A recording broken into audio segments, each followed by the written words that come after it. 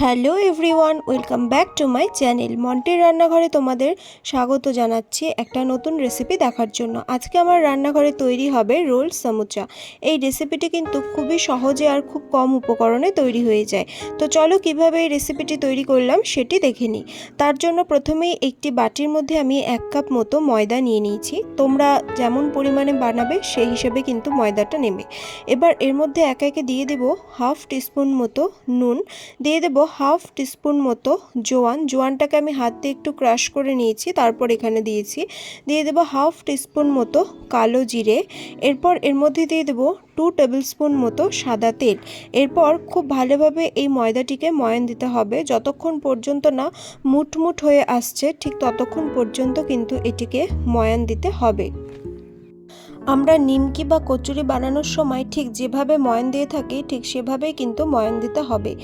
এবারে পরিমাণ মতো জল দিয়ে একটা শক্ত ডো বানিয়ে নিতে হবে।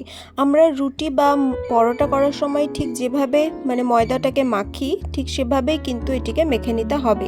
জলটা তোমরা তোমাদের পরিমাণ মতো দিয়ে দেবে। ময়দাটি মাখা হয়ে গেলে এটিকে 10 মিনিটের জন্য ঢেকে রেখে দেব। ততক্ষণে চলো এর ভেতরের যে পুরটা দেব তার প্রিপারেশনটা করে নিই। তার জন্য এখানে আমি 3টে মিডিয়াম সাইজের সেদ্ধ করা আলু নিয়ে নিয়েছি, আর আলুগুলোকে খুব ভালোভাবে হাত দিয়ে কিন্তু ভেঙে নেব। তোমরা চাইলে এই আলুগুলোকে ম্যাশার দিয়ে ম্যাশ করেও নিতে পারো। তো চলো আলুগুলো ভেঙে নিই।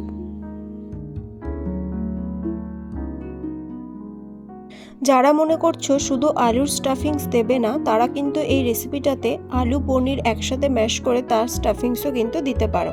এবার এর মধ্যে দিয়ে দেবো 1 টেবিল স্পুন মতো কাঁচা লঙ্কা কুচি, দিয়ে দেবো 1 টেবিল স্পুন মতো রসুন কুচি, দিয়ে দেবো হাফ টিস্পুন মতো আদা কুচি। এবার এর মধ্যে দিয়ে দেবো স্বাদ অনুযায়ী নুন, যে যেমন নুন খাও সেভাবে দিবে।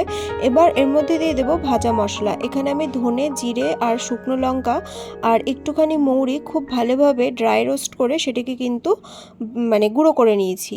সেটা আমি দিয়ে দিলাম 2 টেবিল স্পুন মতো। আর তারপর এর মধ্যে দিয়ে দেবো 3 টেবিল স্পুন মতো ধনে পাতা। আর এই ধনে পাতাটাকে কিন্তু আমি একদম ফাইনলি চপড করিনি, হালকা একটু চপড করে নিয়েছি। তো এবার এই সবগুলো উপকরণকে খুব ভালোভাবে কিন্তু মেখে নিতে হবে।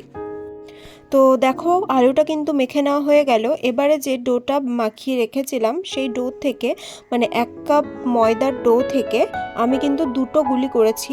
এবারে এই একটা গুলিকেই কিন্তু খুব ভালোভাবে রুটির মতো রোল করে নিতে হবে। ঠিক রুটি যেমন হয় পাতলা, ঠিক সেভাবেই কিন্তু এটিকে ভালোভাবে বেলে নিতে হবে। এবারে মাঝে এই গোল রুটিটার মাঝে একটা বাটি বসিয়ে নেব, আর চারধার দিয়ে দিয়ে দেবো সেই আলুর স্টাফিংসটা। খুব পাতলা করে কিন্তু এই আলুর স্টাফিংসটা দিতে হবে।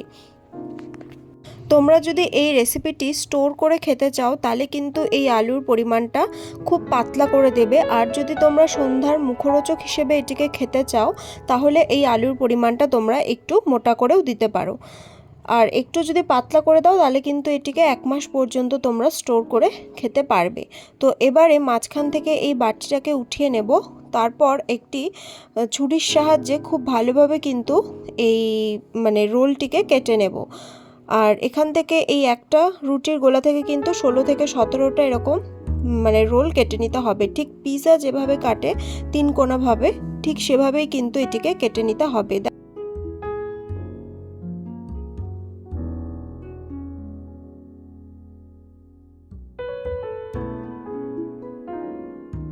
এবারে এই যে আমরা কেটে নিলাম, এরপর এর এই 2 সাইডের কান দুটোকে একটু চেপে দিয়ে খুব ভালোভাবে কিন্তু এটিকে রোল করে নেব।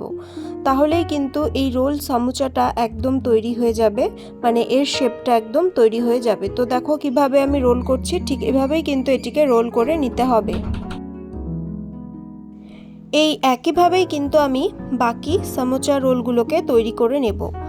দেখো এখানে আমি সবগুলো সামোচা রোল তৈরি করে নিয়েছি। এরপর এগুলিকে ভাজার পালা।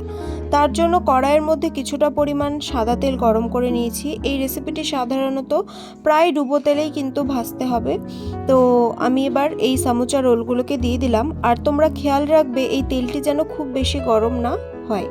মানে তেলটিকে ভালোভাবে গরম করে নেওয়ার পর এর ফ্লেমটিকে একদম বন্ধ করে দেবে, তারপরে লো হিটে কিন্তু এই সামোচা রোলগুলোকে ছেড়ে দেবে। তারপরে কিন্তু পুরো রান্নাটা মিডিয়াম টু লো হিটে কিন্তু তোমরা করবে। আর এপিট ওপিট উল্টে পাল্টে ঠিক কচুরি যেভাবে ভাজে ঠিক সেভাবেই কিন্তু এই সামোচা রোলগুলোকে ভেজে নিতে হবে। খুব বেশি হিটে থাকলে কিন্তু এগুলো পুড়ে যেতে পারে। তো আমি মিডিয়াম টু লো হিটে অনেকটা সময় ধরে এটিকে খুব ভালোভাবে লাল লাল করে খাস্তা করে কিন্তু ভেজে নিলাম। দেখো সামোচা রোলগুলো কিন্তু একদম তৈরি হয়ে গেছে, আর এটি কিন্তু খেতেও খুব সুস্বাদু হয়েছিল। বাড়িতে হঠাৎ করে গেস্ট আসলে তোমরা খুব সহজেই কিন্তু এই রেসিপিটি তৈরি করে দিতে পারো। চায়ের সাথে কিন্তু এই রেসিপিটি জাস্ট অসাধারণ লাগে। আর আমার এই রেসিপিটি যদি তোমাদের ভালো লাগে অবশ্যই ভিডিওটি লাইক করবে, শেয়ার করবে এবং চ্যানেলটিকে সাবস্ক্রাইব করে পাশে থাকবে। আরও নতুন নতুন রেসিপি পাওয়ার জন্য অবশ্যই কিন্তু বেল আইকনটিকে প্রেস করে রাখবে। আর এটি কতটা খাস্তা হয়েছিল চলো দেখে নিই।